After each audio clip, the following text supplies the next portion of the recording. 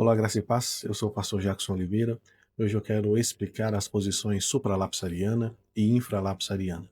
Meus irmãos, essas posições são formas diferentes de entender a ordem lógica dos decretos eternos de Deus em relação à criação, à queda e à salvação. Essa discussão aparece principalmente dentro da teologia reformada calvinista.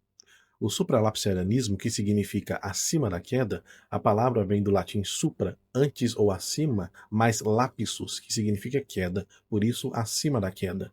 Essa posição defende que na ordem lógica dos decretos de Deus, a eleição e a reprovação vêm antes da permissão da queda. Ou seja, Deus primeiro decreta salvar alguns eleitos e condenar outros réprobos e depois decreta a criação e a queda como meios para cumprir o seu propósito. A ordem dos decretos simplificado fica assim: Deus decreta eleger alguns para a salvação e reprovar outros, depois Deus decreta criar o mundo, depois Deus decreta permitir a queda e Deus decreta providenciar a salvação para os eleitos em Cristo. A ênfase que o supralapsarianismo dá é a ênfase na soberania absoluta de Deus. Mas isso pode soar como se Deus tivesse criado alguns para condenar, acentuando a dificuldade com a justiça divina.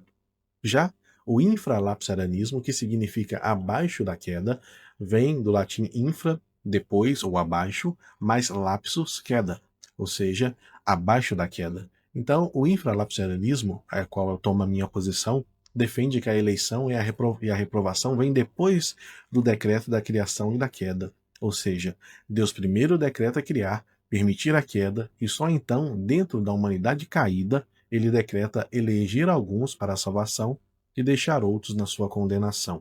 A ordem dos decretos simplificados fica dessa maneira: Deus decreta primeiro criar o mundo, Deus decreta depois permitir a queda, Deus decreta eleger alguns para a salvação em Cristo e passar por outros, e Deus decreta providenciar a salvação dos eleitos em Cristo.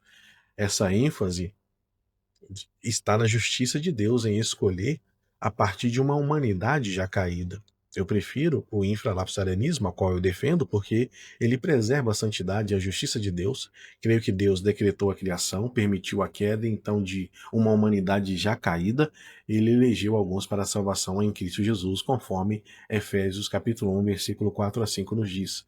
Deus não é o autor do pecado, mas o redentor gracioso de pecadores. A eleição não causa a queda, ela revela a misericórdia divina diante dela. Assim, a cruz não é um plano secundário, mas o centro da história da redenção.